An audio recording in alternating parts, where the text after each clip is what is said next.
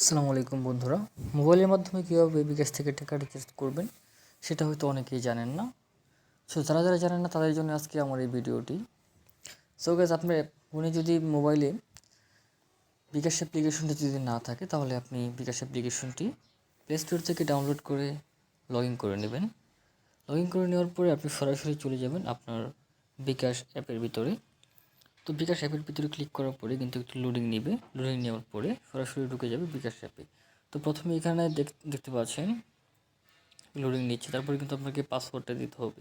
বিকাশ অ্যাপে ঢোকার সময়ই পাসওয়ার্ডটা তারা প্রথমে নিয়ে নেয়। সো এখানে আপনারা পাসওয়ার্ডটা দিয়ে দেওয়ার পরে আপনারা কিন্তু এরকম একটা ইন্টারফেস দেখতে পারবেন।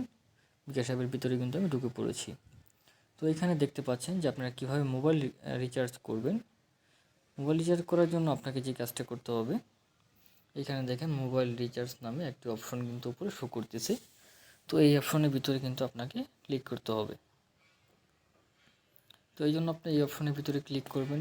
ক্লিক করার পর আপনাকে এখানে প্রথমে দিতে হবে মোবাইল নাম্বার। তো এখানে মোবাইল নাম্বার দেওয়ার জন্য আপনাকে একটা মোবাইল নাম্বার দিতে হবে, যেই নাম্বারে আপনি টাকাটা পাঠাবেন। তো আমি একটি নাম্বার দিচ্ছি। তো দেখেন আমি এই নাম্বারটা দেওয়ার পরে এখানে লেখা আসছে পরবর্তী ধাপে যেতে ট্যাপ করুন। তো পরবর্তী ট্যাপে যাবেন। তারপর এখানে অ্যামাউন্ট দিতে হবে, কত টাকা পাঠাবেন। এখানে আপনি একটা অ্যামাউন্ট দেওয়ার পরে পরবর্তী ধাপে যেতে হবে। এখানে আপনার পিন নাম্বার দিন। এখানে পিন নাম্বার দিলেই কিন্তু আপনার টাকাটা চলে যাবে।